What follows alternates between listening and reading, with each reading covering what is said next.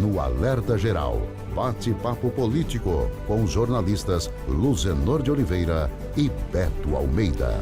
A semana vai terminando e na agenda política tem muitas ações, gestos e medidas que geram impacto na vida econômica da população. O presidente Jair Bolsonaro anunciou nesta quinta-feira uma ajuda de R$ 400 aos caminhoneiros autônomos. A medida contempla pelo menos 750 mil caminhoneiros. As informações chegam agora com Raquel Tavares. O presidente Jair Bolsonaro afirmou nesta quinta-feira que o governo decidiu pagar uma ajuda para caminhoneiros autônomos como compensação pelos reajustes recentes no preço do diesel. Bolsonaro não entrou em detalhes, mas disse que em torno de 750 mil profissionais serão beneficiados. Apesar de anunciar a ajuda, o governo ainda não disse como isso será pago. De acordo com integrantes do governo, assim como o Auxílio Brasil, a ajuda aos caminhoneiros deve ser oferecida até dezembro de 2022. A medida terá um custo de cerca de 4 bilhões de reais. Os caminhoneiros fazem parte da base de sustentação de Bolsonaro, que colocou nas últimas semanas o combate ao aumento no preço de combustível como uma das prioridades do seu governo. De acordo com Bolsonaro, o Brasil é afetado pela alta dos preços do exterior. Com redação do Ceará Agora para o Alerta Geral, Raquel Tavares. São 7h20. Jornalista Beto Almeida, essa medida que em princípio agradaria aos caminhoneiros em todo o Brasil, gerou controvérsias, gerou um impacto tão grande dentro do próprio governo que integrantes da equipe econômica acabaram por pedir exoneração dos cargos. A dúvida que surge é sobre a origem do dinheiro para bancar essa conta. Paralelo a essa situação, a Câmara Federal aprovou novas regras que permitem que o governo federal abra no teto de gastos valores que estavam aí gerando polêmica diante de pressões da área econômica. Com esses conflitos internos no governo federal, o presidente Jair Bolsonaro disse nessa quinta-feira, jornalista Beto Almeida, que a ajuda aos caminhoneiros é necessária e já antecipou que vem aí um novo aumento no preço dos combustíveis. Ao mesmo tempo, o que poderia ser recebida como uma iniciativa de simpatia, acabou por contrariar os próprios caminhoneiros. Líderes da categoria dizem que a ajuda do governo federal se converte apenas em esmola. Jornalista Beto Almeida, bom dia. Beto Almeida, a análise política com credibilidade e isenção. Bom dia, Luzenor. Bom dia aos ouvintes. Olha, se a gente fosse fazer aqui, e nós vamos fazer, claro, que agora, um balanço rápido desta semana para o presidente Bolsonaro, terrível, Luzenor. Algo que mostra claramente que as dificuldades que o governo tem para reagir a tantos fatos. Essa questão dos caminhoneiros, nós vamos começar por eles, porque é essa a notícia que nos chamou aqui para a abertura.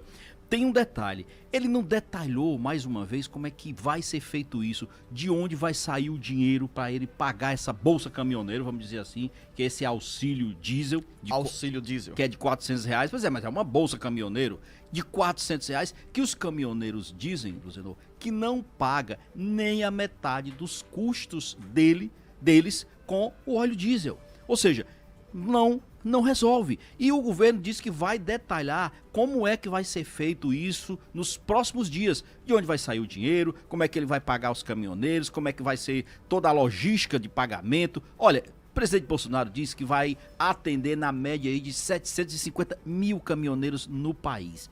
A reação da categoria foi muito forte ao dizer que não está precisando de esmola, que está precisando de dignidade. E a gente sabe, Luciano, que pelo menos desde fevereiro desse ano que nós estamos aqui relatando essas reuniões constantes dos caminhoneiros com integrantes da equipe econômica do governo federal, principalmente com o ministro da Infraestrutura, o Tarcísio Freitas, que é o interlocutor deles mais real dentro do governo, e nada avançou. Tanto não avançou que a categoria está dizendo que não tem mais conversa. Ou seja, dia 1º de novembro, pode ser que não haja uma greve, Pode ser que não haja uma paralisação completa, mas vai haver reação, vai haver alguma coisa? Vai. Eles estão dizendo que está mantida essa greve do dia 1º de novembro. Isso não é terrorismo não, gente. Isso aí é a realidade, porque na realidade, quando nós estamos falando aqui do derretimento político, Luzenor, do presidente Bolsonaro nesse aspecto, é que simplesmente a conta parece que não está mais fechando para o governo. Olha, a CPI e o relatório da CPI é o de menos. Antes da CPI, jornalista Beto Almeida, vamos continuar falando sobre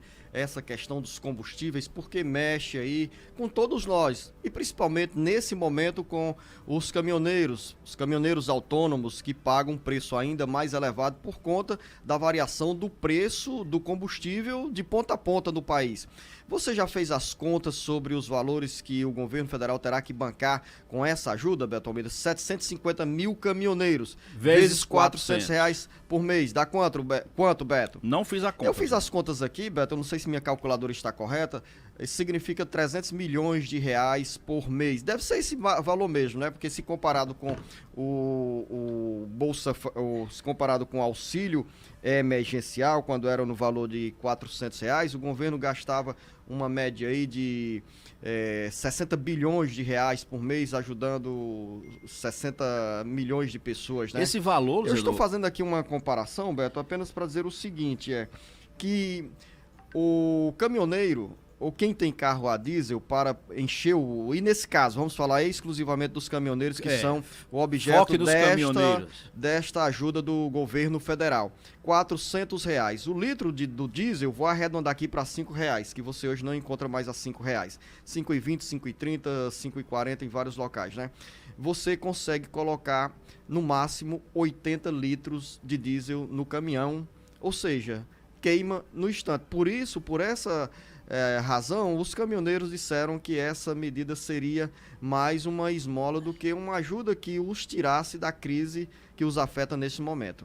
E a liderança dos caminhoneiros tem dito exatamente que já não aguenta mais ficar apenas ouvindo promessas do governo, que não houve avanço na pauta que o governo conhece bem, e já foi dito isso aqui inúmeras vezes. Então, para resolver essa situação, primeiro, tem que de fato avançar numa saída para essa questão do reajuste de combustíveis. Não dá mais para continuar desse jeito. O presidente Bolsonaro já antecipou esse reajuste que vai vir por aí, porque ele já imagina mais uma vez o desgaste que isso representa. Então ele está tentando banalizar, na realidade, um reajuste de combustíveis que quem está na rua, quem está ali no dia a dia tentando sobreviver, caso dos caminhoneiros, principalmente os autônomos, que têm os seus fretes, que precisam cumprir com os seus compromissos, sabe que essa conta não fecha. Então, o problema todo é esse. Quando eu falei aqui da pandemia, não é que a gente fosse antecipar, não. Só quis dizer o seguinte, que o relatório da CPI da Covid é o problema de menos. O problema hoje é que o presidente Bolsonaro enfrenta problemas que estão relacionados ao dia a dia. Não é questão mais de ideologia, não é questão mais de pauta de costumes. O problema hoje é que nós temos a classe média irada hoje com luz em alta, combustível em alta, supermercados disparados. Nós temos hoje a classe trabalhadora ainda em busca de emprego, não houve a retomada da economia como se esperava. Nós temos categorias como a dos caminhoneiros, principalmente os autônomos, que estão aí nesta insatisfação, ameaçando greve. E nós temos principalmente, um mercado que já está nervoso. Quando eu falo mercado, o mercado financeiro, que reage mal a cada notícia mal direcionada dada pelo governo. Quando eu digo mal direcionada, é porque nunca vem de forma concreta. Ainda sobre essa pauta dos caminhoneiros, né? O presidente Jair Bolsonaro, nessa quinta-feira, disse o seguinte, abre aspas, deve ter outro aumento de combustível? Ele pergunta, fecha aspas, deve ter outro aumento de combustível. O próprio presidente Jair Bolsonaro fala. Aí ele diz, não precisa ser mágico para descobrir isso aí. É só ver o preço do petróleo lá fora e quanto está o dólar aqui dentro, disse o presidente Jair Bolsonaro durante a transmissão ao vivo semanal pelas redes sociais. Ou seja, o presidente Jair Bolsonaro antecipou que nós iremos, nos próximos dias, enfrentar um novo aumento no preço do diesel, da gasolina e provavelmente do gás de cozinha. E por essa razão, ele voltou o olhar para os caminhoneiros, com essa medida, com essa ajuda de R$ 400, que provocou, como bem relatou o jornalista Beto Almeida, toda essa inquietação no mercado financeiro e também na área política, e especialmente dentro do governo federal, com a saída, com o pedido de demissão, Beto Almeida, de integrantes, de técnicos que davam sustentação à equipe do ministro Paulo Guedes, que a essa altura, Beto, não se sabe até quando Paulo Guedes fica no governo. Difícil a gente fazer projeção sobre isso, realmente, porque, olha só, o presidente Bolsonaro, inclusive, se preocupou ontem em dizer que Paulo Guedes fica. A grande questão é que Paulo Guedes fica hoje, mas já desgastado, já vinha no desgaste. Esse pedido de demissão dos técnicos da equipe econômica dele, Zenô, é um indicativo claro para o mercado de que há divergências fortes na área econômica, que os técnicos não concordam com os rumos adotados pelo governo federal, em relação principalmente a furar o teto de gasto. Quando a gente fala furar teto de gasto, para a população entender, é o seguinte: existe hoje um chamado teto de gasto, que é o limite fiscal com que a União trabalha, em que ela tem que trabalhar os gastos com relação no limite da inflação de 2 anos anteriores. Quando o governo trabalha para aprovar alguma medida que fura esse teto, significa dizer o seguinte, que a preocupação fiscal, ou seja, o governo vai gastar mais do que arrecada, isso já é uma política que coloca em risco a sobrevivência econômica do país. Esse é o problema. Eu quero voltar a conversar com você daqui a pouco sobre esse assunto, Beto, porque são questões que mexem com o cotidiano da população. E quando a gente fala sobre furar o teto de gastos, e o Beto Almeida faz referência ao campo fiscal e também aos limites que o governo federal ou qualquer governo tem para gastar, isso, trazendo para a nossa realidade, significa que dentro de casa, quando nós furamos o orçamento doméstico, quando a gente gasta mais do que se ganha, né? Então nós temos problemas aí com endividamento. E aí, para o governo, tem outras implicações que a gente volta daqui a pouco a falar sobre esse assunto. A Comissão Especial da Câmara dos Deputados, que trata da PEC, proposta de emenda à Constituição dos precatórios, aprovou na noite desta quinta-feira o texto apresentado pelo relator da matéria, deputado federal Hugo Mota. Pela proposta, o governo federal terá um espaço fiscal de 83 bilhões de reais para gastar a mais em 2022, furando o que o jornalista Beto Almeida acabou de dizer, o teto do orçamento.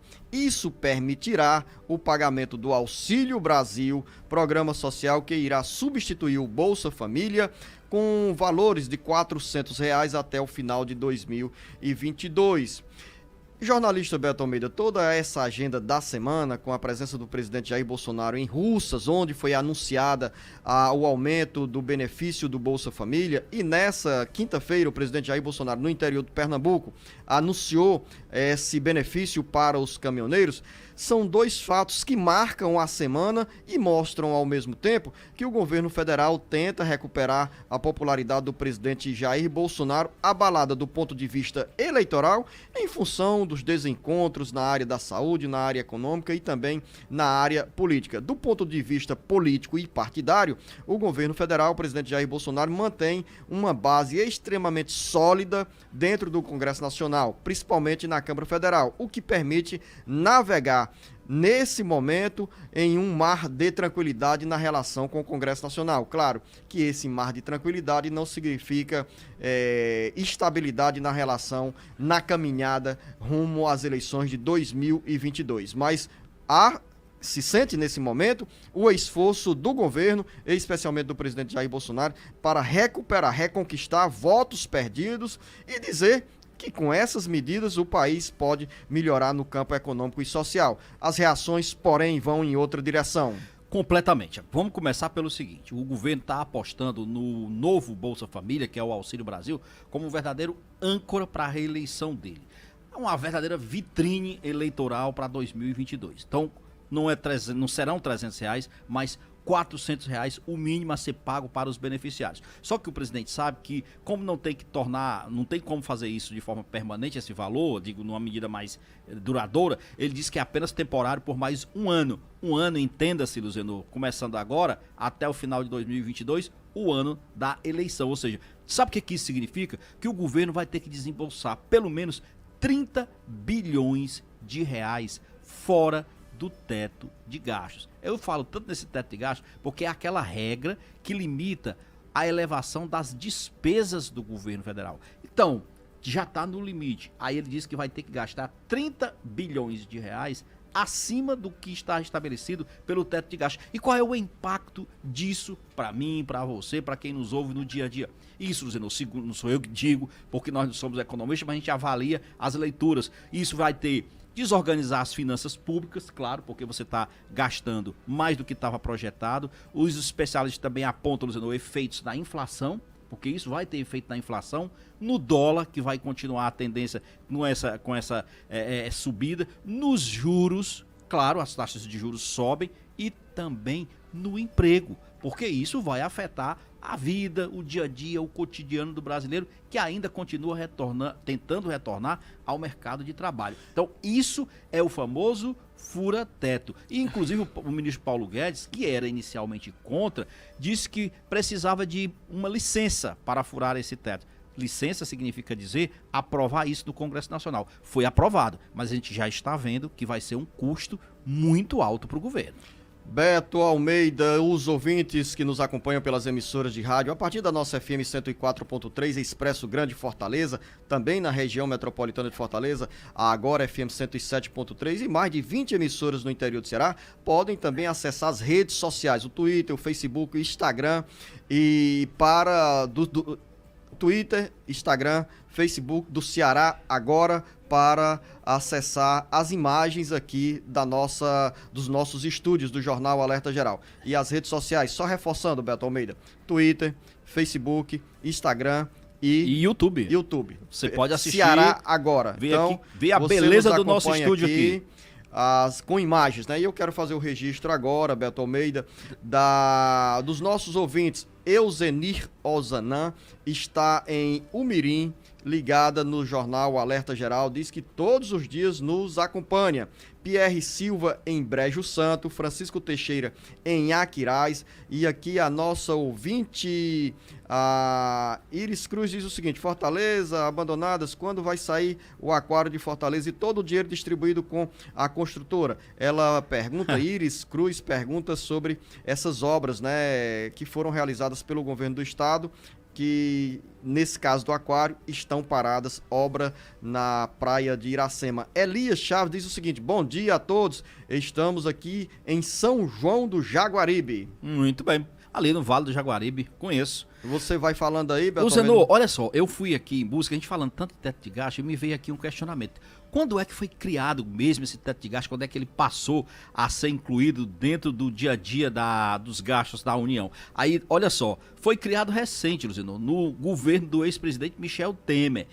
E exatamente porque previa que o país não poderia aumentar as despesas públicas. Portanto, foi criado um limitador para essa elevação dos gastos do exercício seguinte em relação à inflação do ano anterior. Não é nem 2 anos, como eu falei. Sempre é o seguinte: como é que o governo aumenta os gastos dele? Ele olha a inflação do ano anterior, aplica a inflação e aí dá exatamente o limite que ele pode gastar. Na prática, não quer dizer que haja um aumento real de despesa, mas evita piora nas contas públicas, que a gente chama de equilíbrio fiscal. Se o governo tem as contas públicas equilibradas, é como você bem disse, é um orçamento familiar. Se você está com seu orçamento equilibrado, tá tudo ok. Se você gasta demais no cartão de crédito, consome demais energia, compra demais, alguma coisa vai estourar. E é exatamente isso. Esse equilíbrio gera segurança para quem quer investir. Maria, em Apuiarés, sou uma ouvinte certa de todos os sábados desse maravilhoso programa. Não, a Maria está em Apuiarés, jornalista Beto Almeida, acompanhando também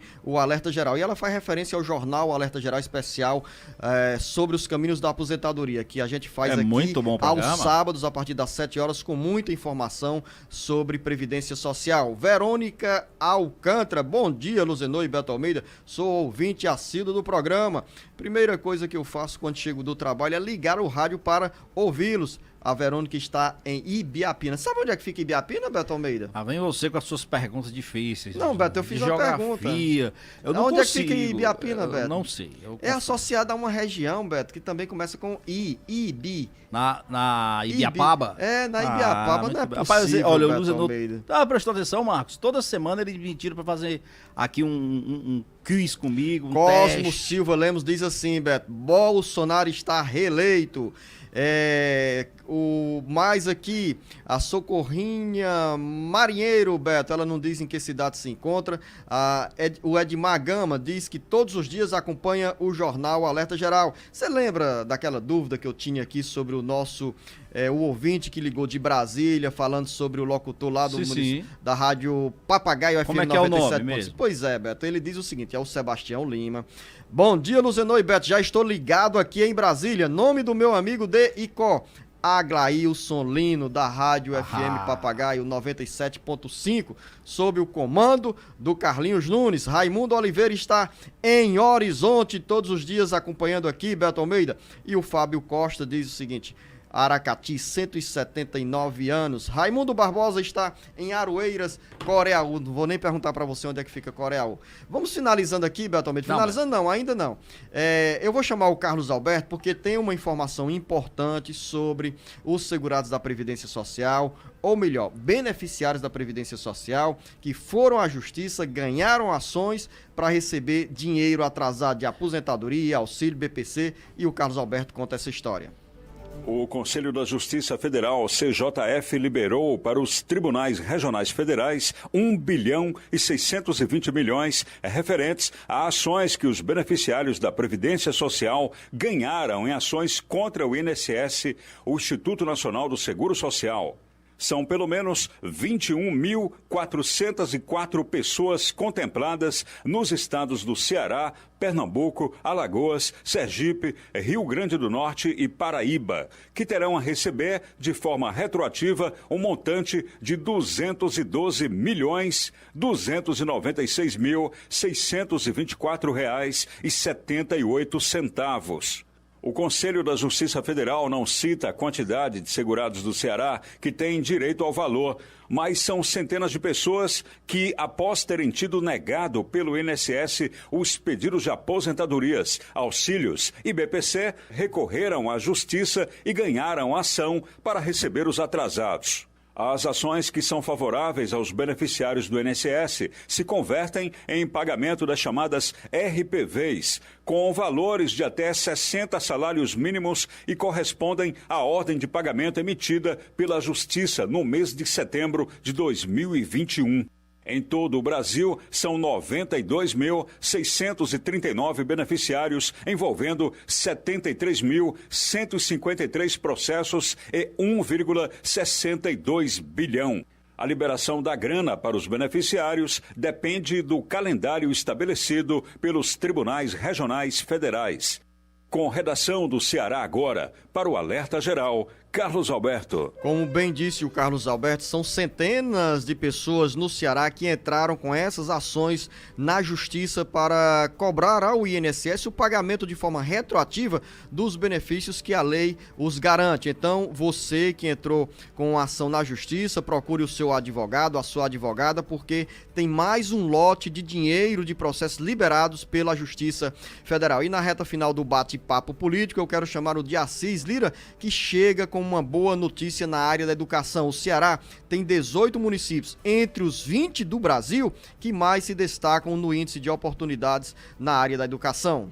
O Ceará tem 18 municípios entre os 20 brasileiros com maiores notas no Índice de Oportunidades da Educação Brasileira de 2021. Sobral e Cruz empataram em primeiro lugar na classificação nacional, que abrangeu 5.126 municípios de todo o país. O índice trata um retrato sobre as condições de desenvolvimento educacional das crianças e jovens, da educação infantil ao ensino médio. Com nota 5,5, o Ceará também conquistou a primeira posição no índice entre os estados nordestinos. Na média nacional, o estado aparece em segundo lugar no Brasil, estando atrás apenas de São Paulo. Já no ranking das capitais, Fortaleza aparece em terceira colocação, empatado com Coritiba. tendo à frente as cidades de São Paulo e Teresina. Também alcançaram o destaque nacional pelo Ceará os municípios de Milhã, Ararendá, Itatira, Jijoca de Jericoacoara, Pires Ferreira, Martinópole e Quixeramobim, que se encontram entre a terceira e 10ª colocação geral. O índice engloba dados da educação infantil ao ensino médio de todas as redes educacionais que estão presentes no município, estadual, municipal e privada. Para compor o modelo, foi observada a relação entre 3 fatores: indicadores de resultado educacional, indicadores de insumos e processos educacionais e também controle de background familiar. Com informações do Ceará agora, de Assis Lira para o Alerta Geral. Boa notícia para encerrar o bate-papo político, Beto. Muito boa, para dizer o seguinte: sextou e a gente está sextando e encerrando aqui o nosso bate-papo com essa notícia, porque nós estamos tratando, Zenô, me chama a atenção exatamente isso, de 2 anos seguidos de pandemia, em que os alunos, seja da escola pública, seja da escola privada, tiveram que estudar e se reinventar junto com os professores no ensino virtual. Ainda assim mostra que os investimentos em educação, eles se mantêm. Quando eu digo investimento, porque a educação é um investimento que não é imediato, ele é de médio e longo prazo, mas mostra claramente os resultados. Estão aí, o Ceará, nesse ranking nacional que o coloca, que revela o índice de oportunidade da educação brasileira. A gente tem que dar divulgação, Zenô, e respaldo a isso, porque isso deverá servir de exemplo para prefeitos, para os demais municípios, de que não tem saída que não seja a melhoria da educação. 7 horas e 47 minutos para finalizar. Francisco Chagas, ele está também nos acompanhando em Granja, o José Andrade de Lima em Itauá, Damião de Lima em Icó, ele ao lado da Fátima, Damião e Fátima. Valeu aí, ouvintes da FM Papagaio 97.5. Cleiton Mesquita está em Santa Quitéria, e em Aracati o Rafael Souza Nogueira. Tem mais, Beto, mas aí acabou o tempo. Grande abraço, acabou, boa sexta-feira. Amanhã é dia de Jornal Alerta Geral especial sobre os caminhos da aposentadoria. Muitas informações para os nossos ouvintes que nos encaminharam perguntas e também para quem precisa da informação segura na área da Previdência Social. A você, ouvinte internauta, grande abraço. Um bom fim de semana a todos, até segunda. O Ceará, Brasil e mundo ligados no jornal Alerta Geral. Alerta Geral.